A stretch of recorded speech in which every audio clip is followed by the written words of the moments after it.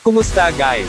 Welcome back to my channel. Adelaide 36ers. Tinalo ang NBA Championship contender na Phoenix Suns. History in the making nga. Ang pagkapanalo ng team ni Kai Sotto sa NBA preseason. The Adelaide 36ers created history as the first NBL side to knock off an NBA team. Dahil sa loob ng 7 taon, tinalo ang isang NBA team ng isang international na koponan. The Sixers pulled off an upset for the ages. Ito din ang unang pagkakataon na tinalo ng isang Australian team ang isang NBA team. Si Kai Sotto naman ang unang homegrown Pinoy na nakapaglaro laban sa NBA team in an NBA environment. I'm serious, I've never seen anything like this. Sa loob ng 18 minutes na playing time, nakapagtala si Kai Sotto ng 11 points, 2 rebounds, 2 steals, at 1 assist.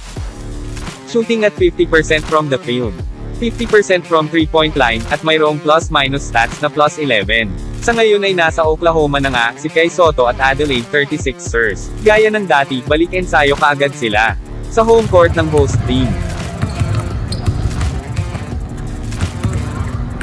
Makikita sa video na pinapractice ulit nila ang 3-point shots na siyang tumapos sa Phoenix Suns.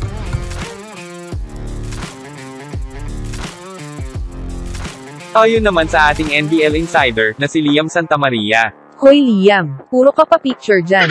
Mag-report ka na. It is the day before the game here in Oklahoma City as the Adelaide 36ers get ready to take on Josh Giddey, Usman Dieng, and the Thunder.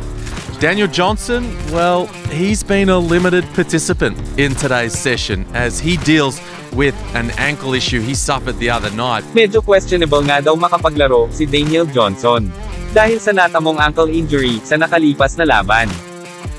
Posible kaya na madagdagan ang playing time ni Kai kung sakaling hindi makapaglaro si DJ. Nakadepende yan kay Coach CJ Bruton.